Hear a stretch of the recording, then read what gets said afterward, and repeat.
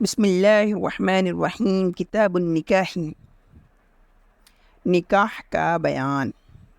قال اللہ تعالی، اللہ تعالی نے فرمایا، وَلَقَدْ أَرْسَلْنَا رُسُلًا مِّن قَبْلِكَ وَجَعَلْنَا لَهُمْ أَزْوَاجًا وَذُرِّيَّةً، اور ہم نے آپ سے پہلے بہت سے رسولوں کو بھیجا، ہم نے ان کو بیویاں بھی عطا کی اور اولادیں بھی عطا کی، یعنی ان کی بیویاں بھی تھیں اور اولادیں بھی تھیں۔ اس آیت میں یہ بتایا گیا ہے کہ نکاح کرنا کوئی دنیا داری والی چیز نہیں ہے، بلکہ یہ وہ عمل ہے جس کے انبیاء کرام نے بھی انجام دیا ہے۔ ان کی بھی بیویاں تھیں اور ان کی بھی اولادیں تھیں۔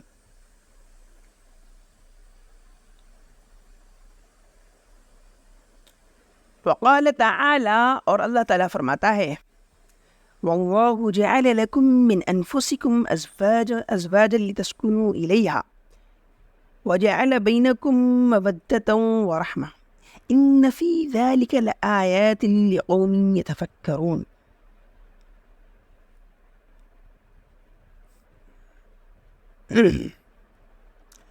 اور اللہ ہی ہے جس نے تمہارے جوڑے بنائے تاکہ تم ان کے ذریعے سکون حاصل کرو، اور تمہارے درمیان محبت اور رحمت کو رکھ دیا۔ بے شک اس میں ان لوگوں کے لیے جو غور و فکر کرتے ہیں بہت سی نشانیاں ہیں۔ اس آیت میں اللہ تبارک و تعالیٰ نے نکاح کا مقصد بتایا ہے۔ نکاح کا مقصد یہ ہے کہ ایک دوسرے سے تسکین حاصل کرنا اور سکون حاصل کرنا، اور سکون جب حاصل ہوگا جب کہ آپس میں محبت اور رحمت ہوگی۔ اسی اللہ تعالیٰ نے آگے فرما دیا کہ تمہارے درمیان محبت اور رحمت کو اللہ تبارک و تعالیٰ نے ڈال دیا۔ وقال النبی صلی اللہ علیہ وسلم، اما واللہ انی لاخشاکم للہ واتقاکم لہ لکنی اصوم وافطر واصلی وارقد واتزوج النساء فمن رغب عن سنتی فلیس منی۔ اللہ کے نبی صلی اللہ علیہ وسلم نے فرمایا، سنو، قسم خدا کی، بے شک میں تم میں سب سے زیادہ اللہ سے ڈرنے والا ہوں اور سب سے زیادہ اس کے لیے تقوی اختیار کرنے والا ہوں، لیکن میں روزہ بھی رکھتا ہوں اور افطار بھی کرتا ہوں، یعنی کبھی روزہ رکھتا ہوں کبھی روزہ نہیں رکھتا ہوں، اور نماز بھی پڑھتا ہوں اور سوتا بھی ہوں، یعنی رات میں کبھی جاگ کر جو ہے کہ رات کے کچھ حصے میں عبادت کرتا ہوں، تہجد پڑھتا ہوں، اور کچھ حصہ سوتا ہوں، اور عورتوں سے شادی بھی کرتا ہوں۔ تو جو شخص میرے طریقے سے اعراض کرے، یعنی میرے اس طریقے کو چھوڑ دے، تو وہ مجھ میں سے نہیں ہے، یعنی میرے دین کی اتباع کرنے والوں میں سے نہیں ہے۔ یہ حدیث یہاں پر مختصر ہے۔ اس حدیث کے پیچھے ایک واقعہ ہے۔ وہ واقعہ ہے کہ 3 لوگوں نے یہ عہد کیا تھا، 3 لوگوں میں سے ایک شخص نے یہ عہد کیا تھا کہ میں ہمیشہ روزہ رکھوں گا، کبھی بھی افطار نہیں کروں گا، یعنی مسلسل روزہ رکھوں گا۔ اور ایک شخص نے یہ عہد کیا تھا کہ میں ہمیشہ رات میں جاگ کے عبادت کرتا رہوں گا اور کبھی سوؤں گا نہیں رات میں۔ اور ایک شخص نے یہ عہد کیا تھا کہ میں شادی ہی نہیں کروں گا، یعنی کہ تنہائی کی زندگی گزاروں گا، صرف اللہ کی عبادت کروں گا۔ شادی ہوگی تو ان کے ساتھ میں جو ہے صحبت بھی کرنی پڑے گی، پھر بچے ہوں گے، دنیاوی جھمیلے ہوں گے، ان کے لیے کمانا بھی پڑے گا، بہت ساری چیزیں۔ تو اللہ کے نبی صلی اللہ علیہ وسلم نے ان تینوں کے اس نظریے کو غلط قرار دیا اور کہا کہ کھانے پینے کو یا سونے کو یا پھر جو ہے کہتے ہیں شادی وغیرہ کو چھوڑ کر دینداری اختیار کرنا کوئی دینداری نہیں ہے، بلکہ اصل دینداری یہ ہے کہ ان سب چیزوں کے ساتھ میں رہتے ہوئے اللہ کی عبادت کی جائے۔ اور مجھے دیکھو، تم مجھ سے زیادہ جو ہے متقی یا اللہ سے ڈرنے والے نہیں ہو سکتے ہو، لیکن دیکھو میں کھاتا بھی ہوں اور روزہ بھی رکھتا ہوں، رات میں سوتا بھی ہوں اور رات میں اٹھ کی عبادت بھی کرتا ہوں، اور دیکھو میری بیویاں بھی ہیں، بچے بھی ہیں۔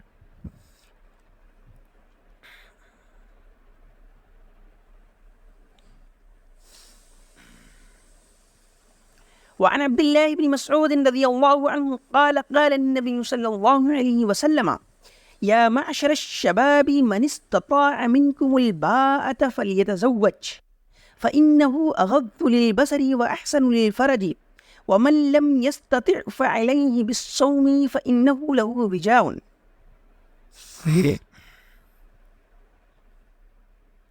حضرت عبداللہ بن مسعود رضی اللہ عنہ سے روایت ہے، وہ کہتے ہیں کہ نبی کریم صلی اللہ علیہ وسلم نے فرمایا، اے نوجوانوں کی جماعت،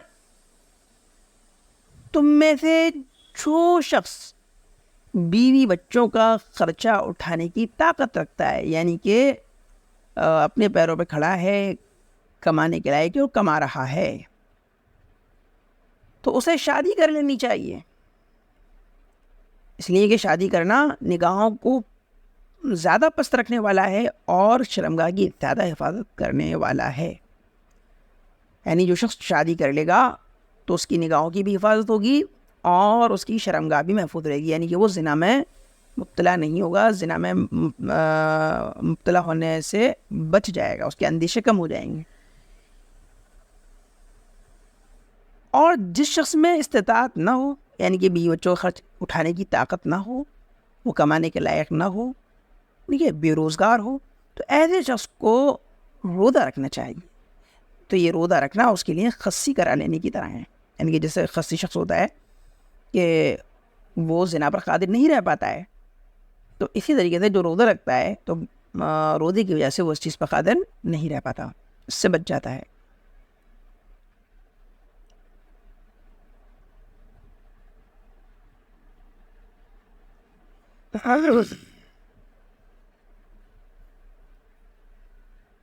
معنی النکاحی، نکاح کا معنی.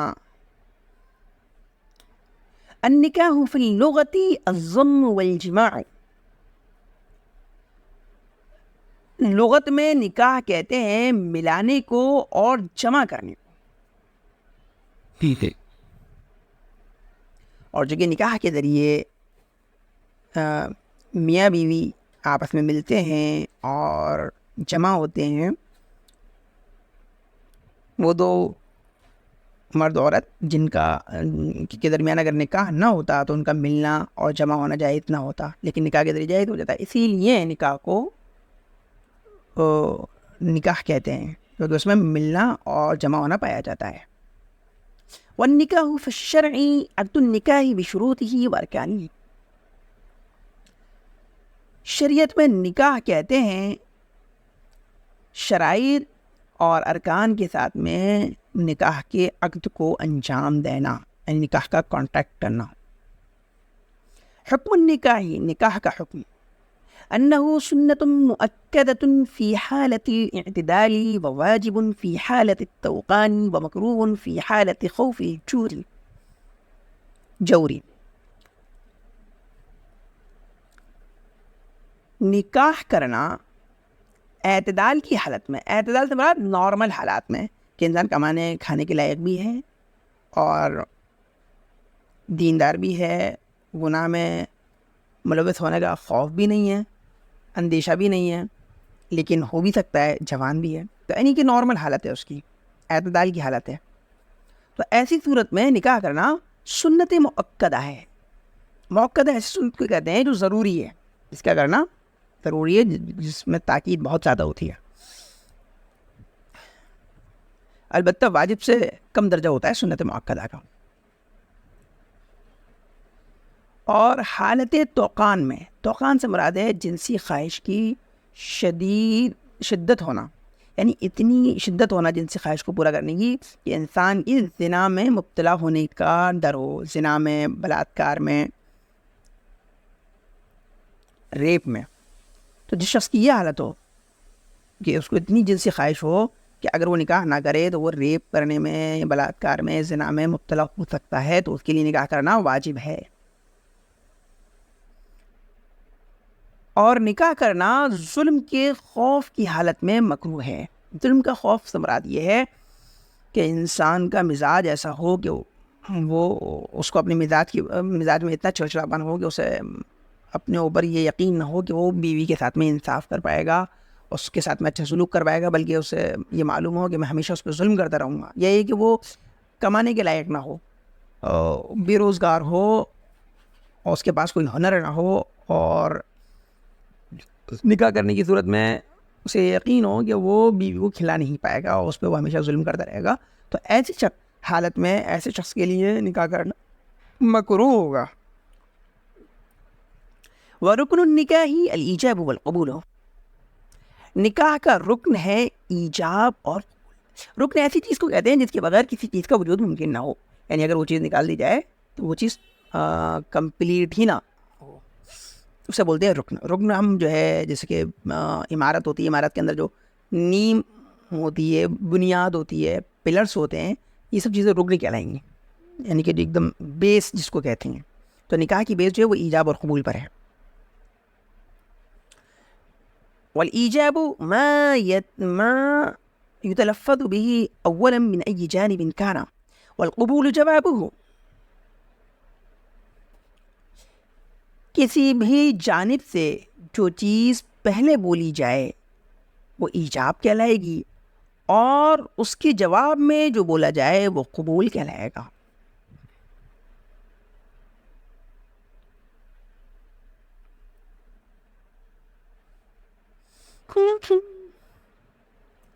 ولا بد أن يكون الإيجاب والقبول بلفظين يعبر بهما عن الماضي أو يعبر بأحدهما عن الماضي والآخر عن المستقبل، مثل أن يقول زوجني فيقول زوجتك۔ اور ایجاب و قبول دو ایسے لفظوں کے ذریعے ہونا ضروری ہے جن سے ماضی مراد لیا جائے، یا ان میں سے ایک لفظ ایسا ہو جو ماضی پہ دلالت کرے اور دوسرا مستقبل پہ دلالت کرے۔ مثلا ایک شخص کہے مجھ سے شادی کر لو، تو دوسرا کہے میں نے تم سے شادی کی، تو یہ پہلا والا جو ہے ایجاب ہو جائے گا، دوسرا قبول ہو جائے گا۔ تو اس میں زوج یہ جو ہے یہ ایسا لفظ ہے جو مستقبل پہ دلالت کر رہا ہے، اور زوجتو یہ ایسا لفظ ہے جو ماضی پہ دلالت کر رہا ہے۔